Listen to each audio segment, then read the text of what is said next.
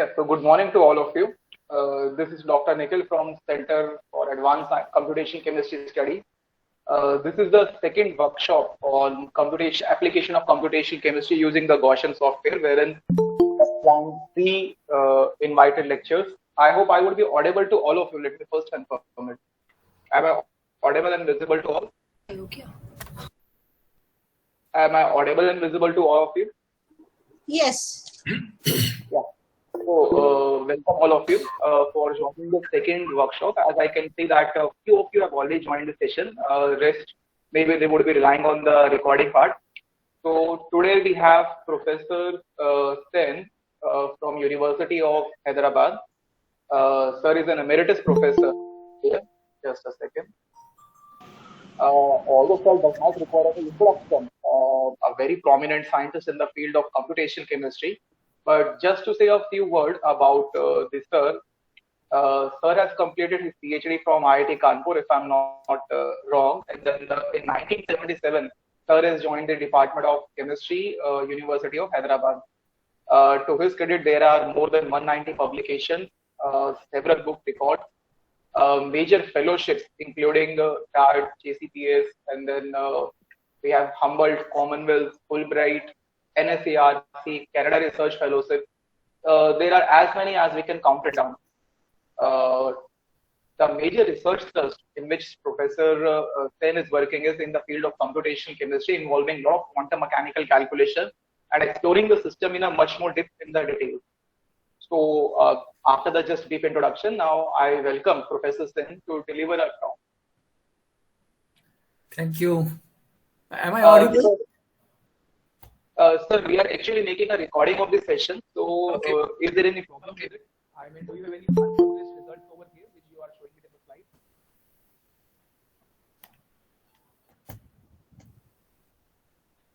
Sir, we are actually making a recording of the session. So do you have any unpublished research in your slide so that we will stop the recording?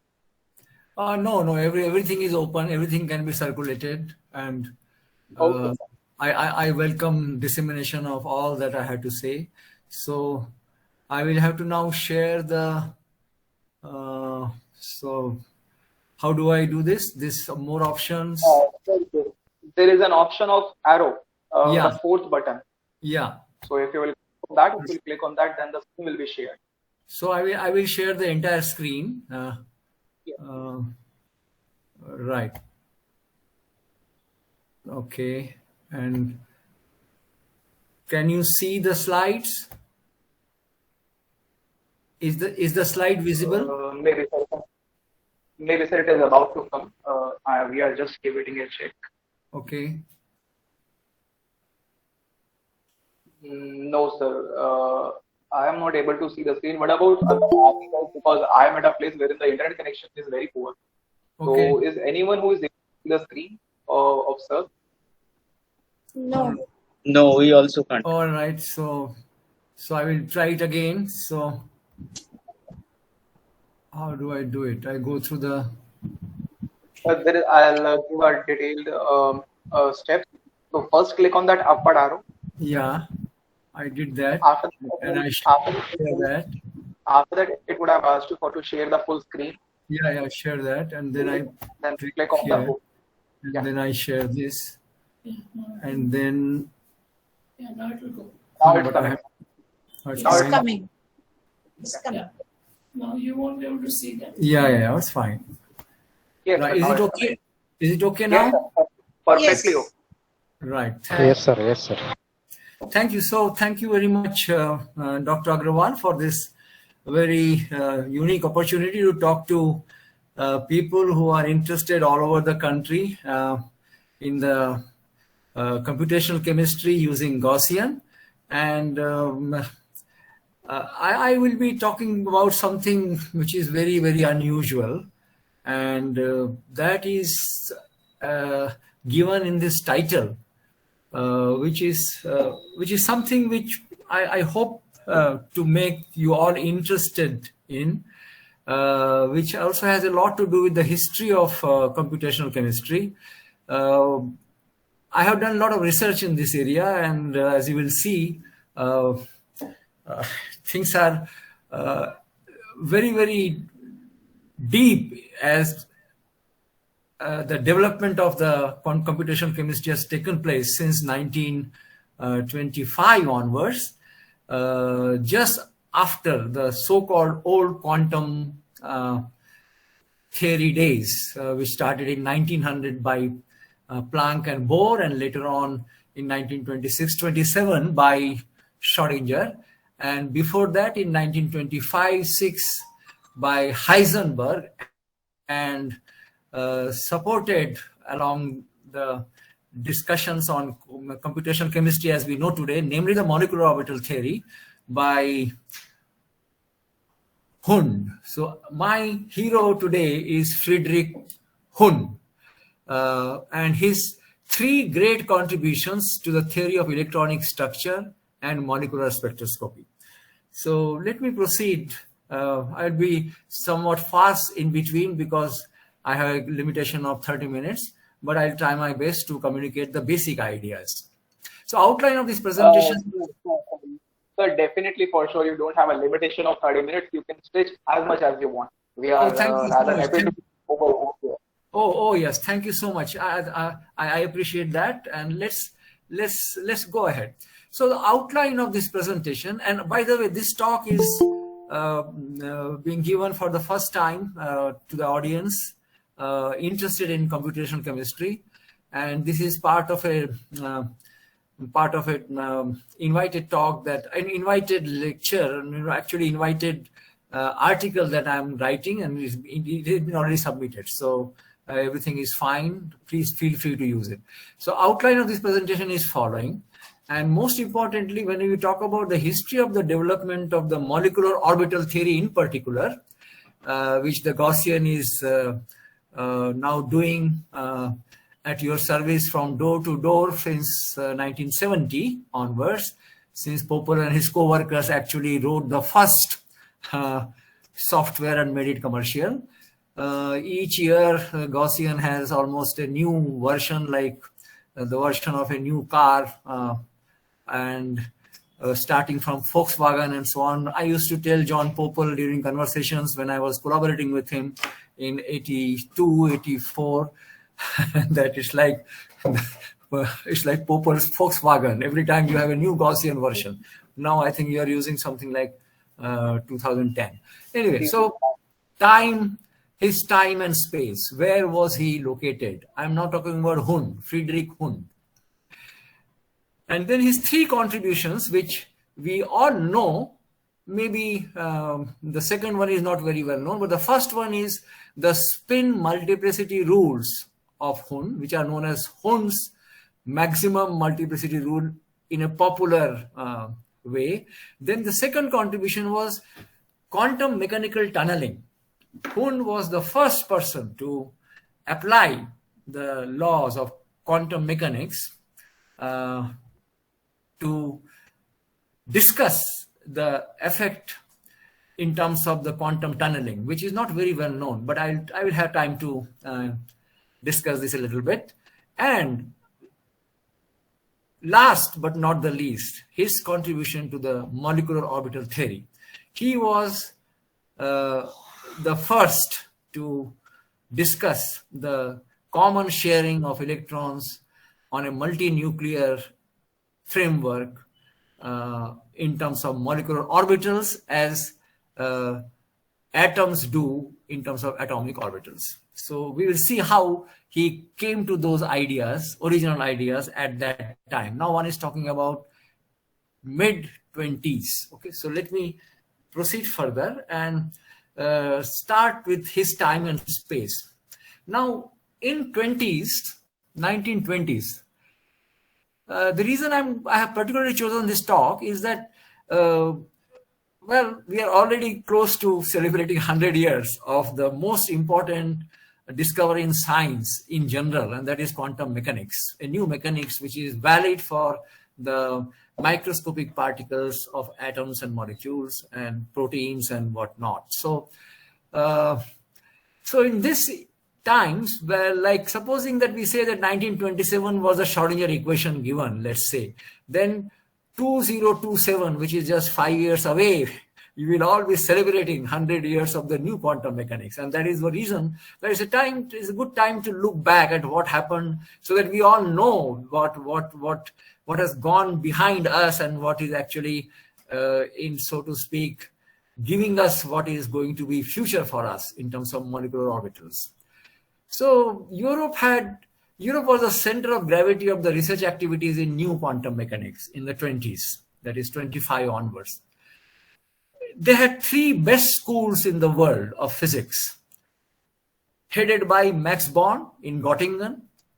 I have given the date of birth of these scientists just to tell you how the time actually has passed by. So Max Born is born in 1882, and he was the chief or the director of the physics school in Göttingen around 1920 onwards.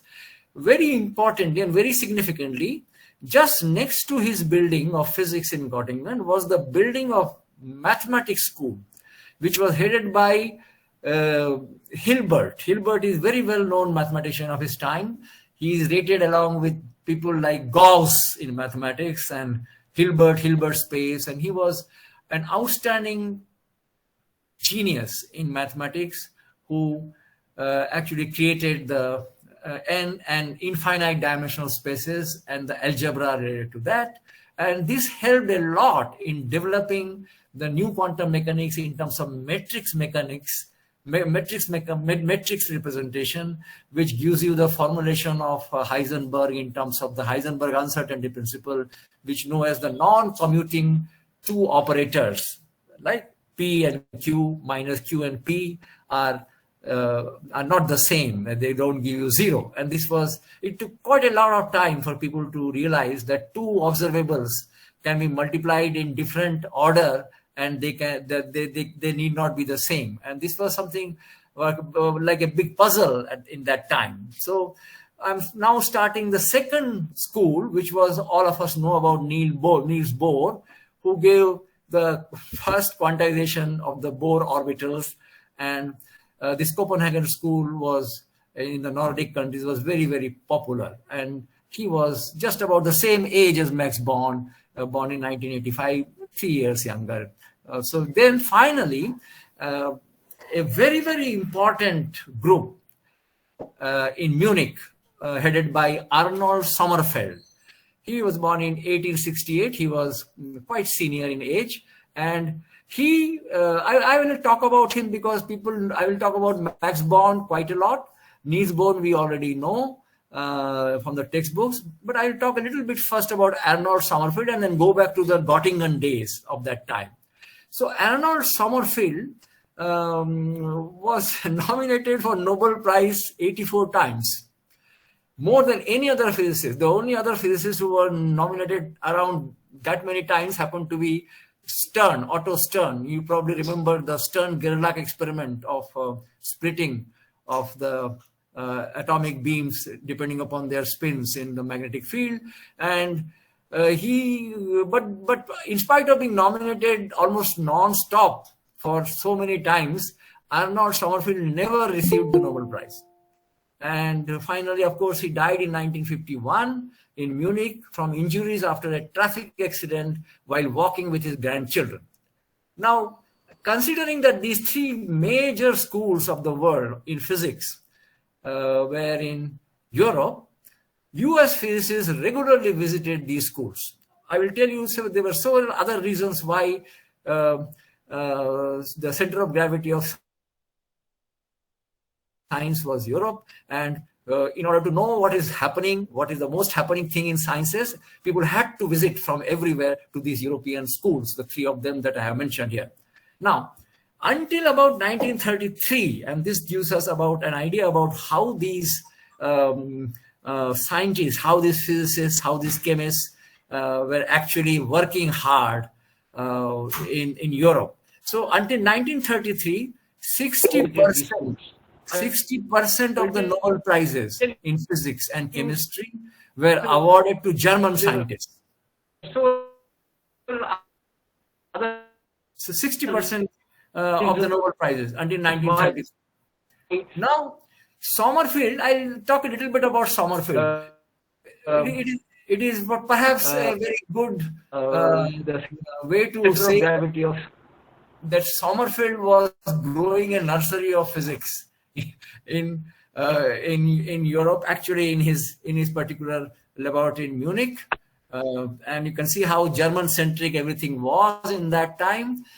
Although Sommerfeld never got a Nobel Prize in physics, Sommerfeld's 4 doctoral students, Werner Heisenberg, Wolfgang Pauli, Peter Debye, and Hans Bethe, won Nobel Prizes. You know their contributions: uncertainty principle, new quantum mechanics, Pauli exclusion principle, Debye-Huckel theory, and so on. And of course, Bethe's how does sun give you the energy, the nuclear aspects and realization of that.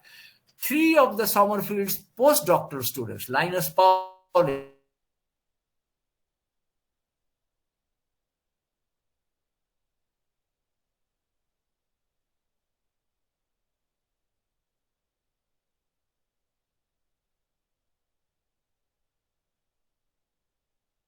from Munich, Einstein once told Sommerfeld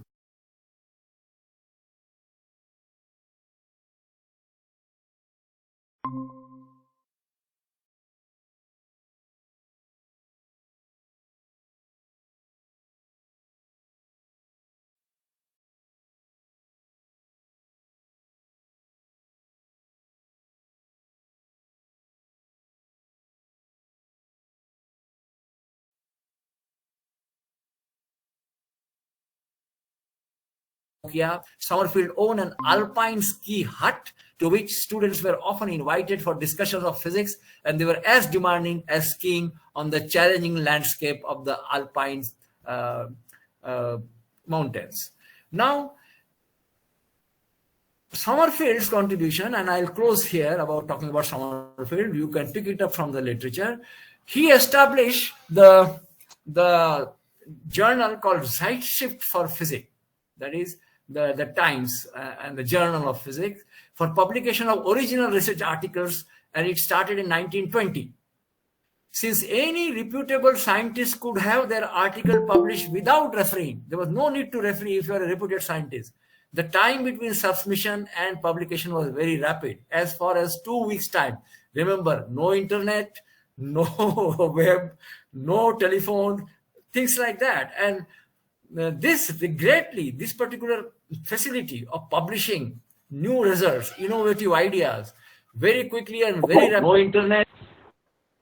In 1920, this greatly stimulated the scientific theoretical developments, especially that of quantum mechanics in Germany at that time, as this journal was the preferred publication vehicle for the new generation of quantum theories with avant-garde views. And this is what the contribution of Sommerfeld. I'll close here and return to the days of Göttingen. So the golden era of Göttingen is taken as 1886 to 1933, and more specially from mid-20s to almost mid-30s. Okay, so there was a mathematics institute next to Physics Institute of Max Born.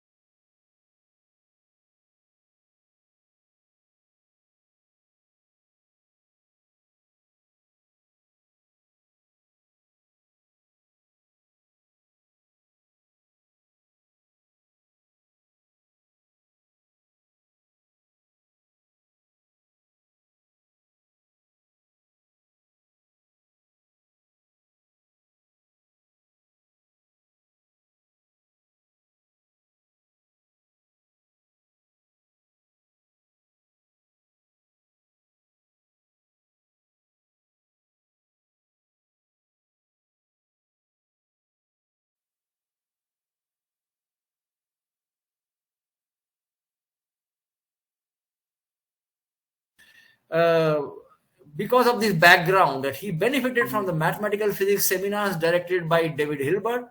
His mentor, Max Born, was a close friend of Hilbert, and whose research publications that are relevant to chemistry were written during 25 to 33. These are the years when he contributed to the multiplicity rule, tunneling, as well as the molecular orbital theory, 25, 27, 27. So I will try to say a few unknown things about this development of his research, because the output and the research paper is one, but how the research paper is written and arrived at and finalized is another story, as we all know. So let's see how his professional career was. So early professional career of Friedrich Hund was, he was born in Karlsruhe, 4th of February 1986, started studying physics in Göttingen 15 to 16. He left from 16 to 19 to Marburg to do some courses in Marburg. By the way, in Marburg,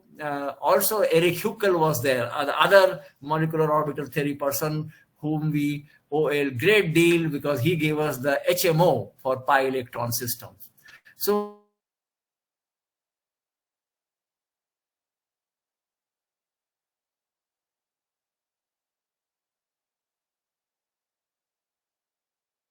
Born scientific assistant after his PhD from 22 to 25, and then he became a private docent, which is almost like a lecturer.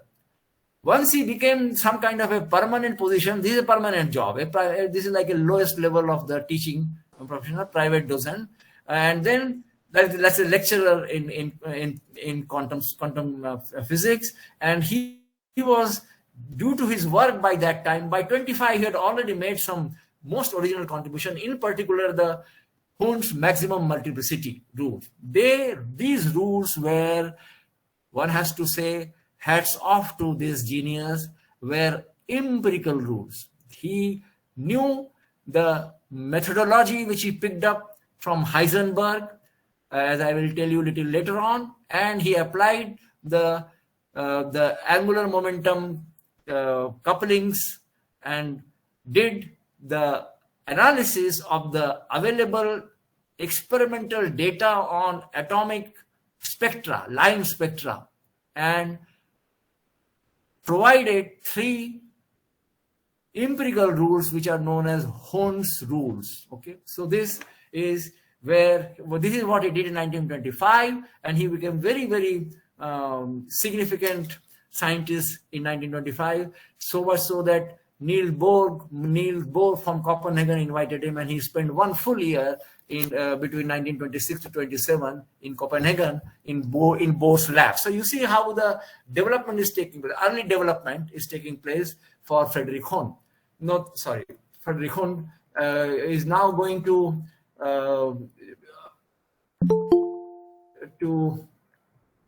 he's now going to spend 1 year in the lab of Bohr, and then he goes to then he starts his professional career, which is like extraordinary professor. Extraordinary and ordinary, they are like 2 levels of professorship after the lecturerships in that system, and then full professor in Leipzig, where he had Heisenberg and Debye as colleagues. Heisenberg and Debye were his Debye did not overlap with him so much, but then Heisenberg was very close to him, and then he became visiting. He went to as a visiting professor to Harvard.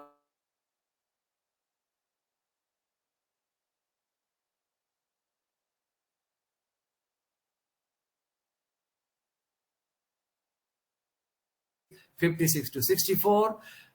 He came back to Göttingen, and here at this time, remember from 25 when he got PhD under Max Born, in '56 he was now occupying the chair once held by his mentor Max Born. He became Professor-Emeritus in 1965. He lectured until beyond his 90th birthday, mostly on the history of physics and as a contemporary witness.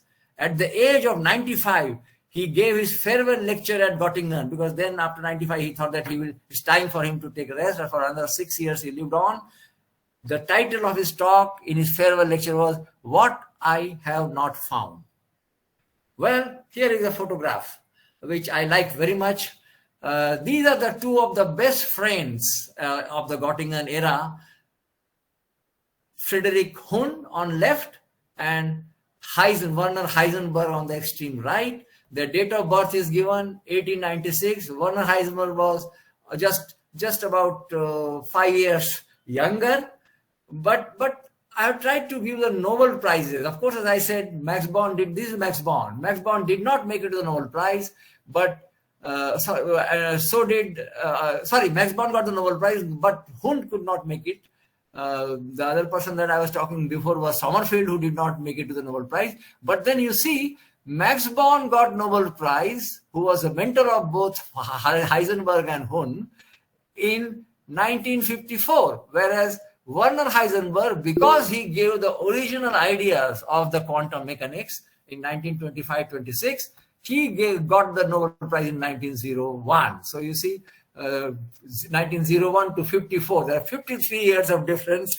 So one has to just wait and live longer. If the contribution is good, the world recognizes the one. Now, Hund was extremely close. He was a very good friend of Heisenberg. Hund succeeded actually in 1920 when he joined. Hund succeeded Erich Huckel, who was Born's private docent until 1920, and 20 to 22, as I have already indicated, Max Born's group actually got Hund as a PhD student. In 1922, he got his PhD under Max Born. And during this period, when Heisenberg was there, they became very good friends. Heisenberg and Hund were frequently together. They used to go on walks and hikes on Sundays and used to have many discussions about physics. Now, this I have taken, there's a series of 6 volumes written by Springer in 1982, written by Jagdish Mehra and Helmut Reschenberg. If you get a hold of these 6 volumes, go through it. There's one of the most lively account and most authentic account of the history of quantum mechanics. And it has relevance because we are slowly going to be celebrating now 100 years of this particular discovery. Now, the work in the Göttingen was like so much of high intensity, and people were in touch with each other, like Born, the Max Born, who is 1982 born, and of the same age was Albert Einstein. They knew each other. They used to corresponding about each other's group activity. So this is a letter written on 15th July 1925 by Max Born to Einstein. On the whole, my young people, now he's talking about his student, Heisenberg, Jordan, Hund, are brilliant. I find that merely to keep up with their thoughts demands at times a considerable effort on my part. Their mastery of the so-called term zoo. This term zoo is about the spectroscopic term symbols, which Max Born used to call a zoo. So zoology is marvelous. Heisenberg's latest paper, soon to be published. This is a paper in which Heisenberg introduced the empirical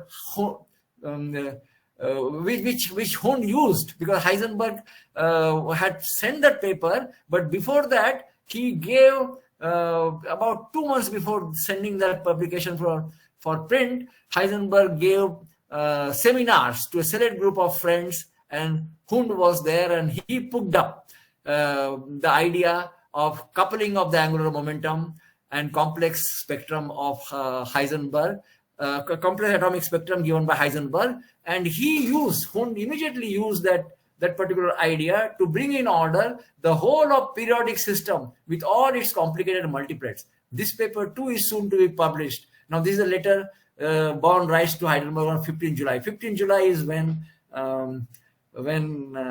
Heisenberg left for a short while the Göttingen, and Hund actually had already communicated his paper. Now, I have to mention another interesting observation that I have made, and that is, interestingly, Hund, then Robert Mulliken from the Chicago School, and Huckel were all born in 1896, 1st February, 7 June, and 9 June. So they were contemporaries and had a very good collaborative history among them in terms of the research. Now,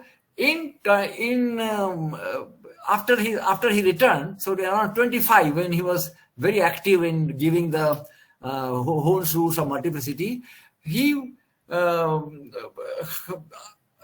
our Hun was a private docent, and he took the courses from Bond and he helped writing the Bond's monograph of the lecture notes of the course that he was giving in quantum mechanics in Göttingen.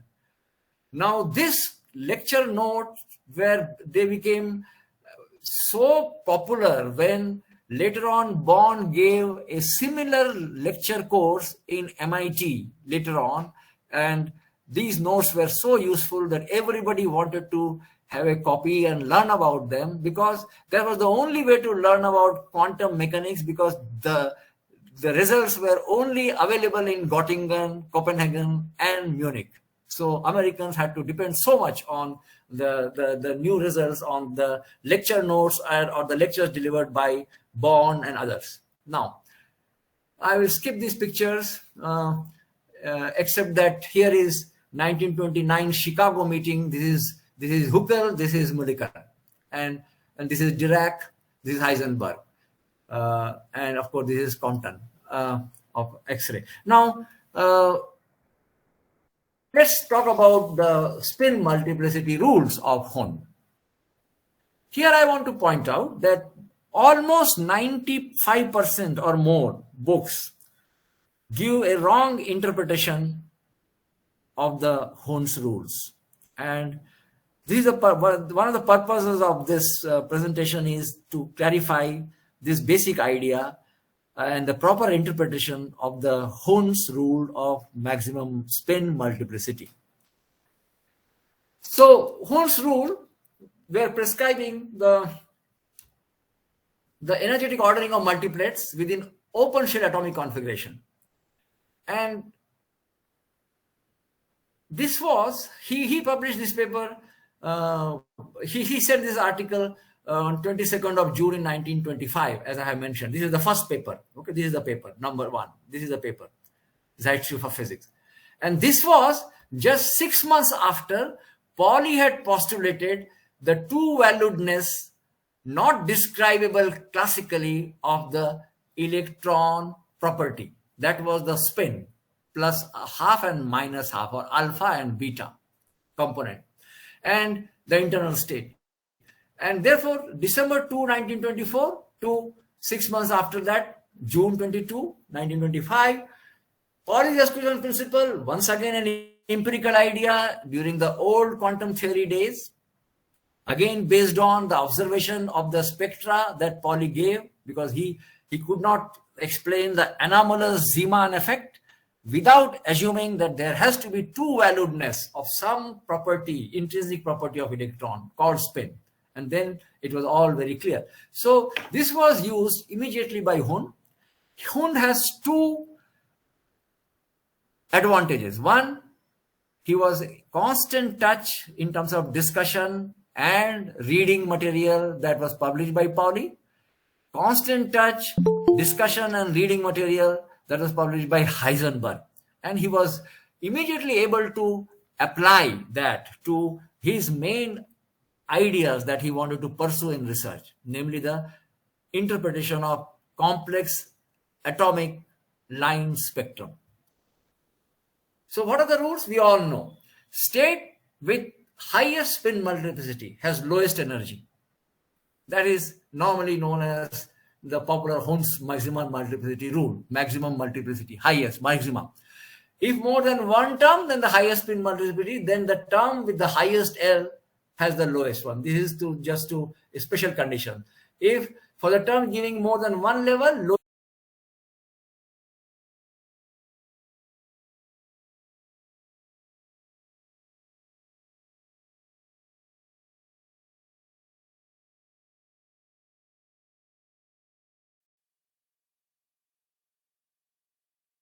electrons in a multi-electronic atom could give you the lowest energy. The ground state electronic state was predictable on the basis of these empirical rules. Okay, ground electronic state. Now, the common interpretation is given, like here is a 1s2 helium state. you excite 1s2 to a 1s1, 2s1. You take one electron from 1s2 and put that electron in 2s1. So you have 1s1, 2s1 configuration. You have two spin states because you can be alpha, alpha, beta, beta, alpha, alpha, beta, beta, alpha with a minus sign, and alpha, beta, plus beta, alpha with a plus sign. And that lower one, triplet, there are three, alpha, alpha, beta, beta, and alpha, beta, minus beta, alpha. That gives you this kind of triplet state. And then you have the singlet state. And the energy, if you assume that the orbitals do not change, that is 1s orbital and 2s orbital remain frozen between triplet S and singlet S, then the energy is given by triplet S is this with a minus sign of the exchange contribution between the like spin, and here is the plus sign of the exchange contribution of the like spin. So therefore, the difference between the two energy level is twice the exchange integral between 1s and 2s between the like spin. Now this thing, the delta singlet triplet transition splitting, is given as the reason that, well, because the energy of the lower state with higher spin multiplicity, because energy of the triplet state has minus, so it removes some positive Coulomb interaction, it decreases the Coulomb interaction, it makes the energy more favorable, the total energy becomes more negative than for the singlet, where the exchange interaction has a positive contribution and it enhances the plus and makes the total electron repulsion energy, that is J plus K, Coulomb plus exchange, more positive. So therefore, this is the interpretation that is normally given in the textbook. And this interpretation is incorrect.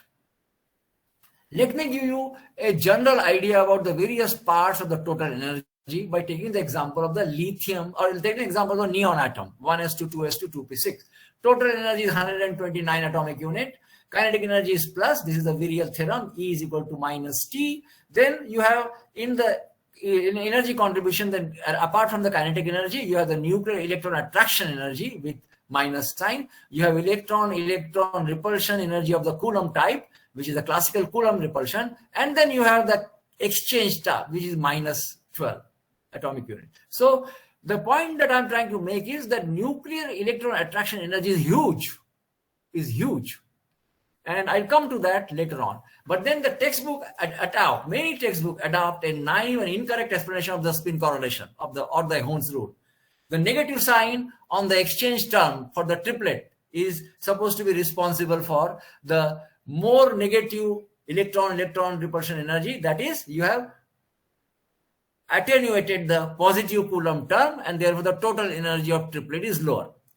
This was challenged in 1965 by Davidson, who said that in all cases that they were studied, including 18 excited states of helium, it was found that the electron repulsion integral is consistently larger in triplet than in singlet, in contradiction to the more naive theories. That is to say that the electron repulsion energy is more positive in triplet than in singlet. So therefore, the assumption that lower energy or more negative due to the electron repulsion in triplet is the cause of stability relative to the singlet is incorrect computationally. And the virial theorem is violated in this particular assumption that is given in the textbooks, and that is 2 kinetic energy plus potential energy is 0. This is the virial theorem, and you split that, you finally get total energy is equal to minus of kinetic energy. Total energy can be split into kinetic energy, nuclear electron attraction energy, and electron repulsion energy. And then you go ahead finally and assume that if the textbook assumption is true, that electron repulsion of triplet is not equal to electron repulsion of singlet, because they are of different multiplicity, then if the orbitals are common for triplet S and singlet S, then energy according to the Hund's rule of triplet is less than energy of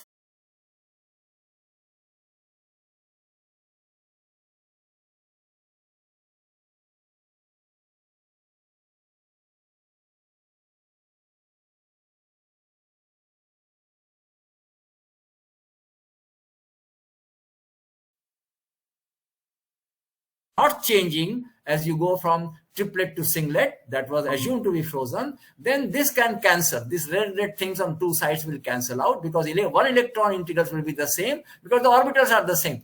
And two electron integrals will be different because you have different spin and different exchange interactions. And as a result, what you get is that the Hund's rule prediction makes you say that where electron-electron repulsion is much less in the triplet than in singlet, and therefore the triplet is more stable. And this is challenged. This is incorrect. And one can see that if according to the virial theorem, which is valid, given by E is equal to minus T, if you write triplet energy as the kinetic energy of triplet and you write singlet energy as minus of the kinetic energy of singlet, then if the two energies, if you are cancelling this energy of kinetic energy of triplet here and kinetic energy of singlet here, which assuming that they are the same, then the virial theorem is violated, because if these are the same as you are able to cancel this and this because they are of one electron nature, integrals are the same, orbitals are not changing, then equality of two kinetic energies give you equality of two energies. Therefore, Hund's rule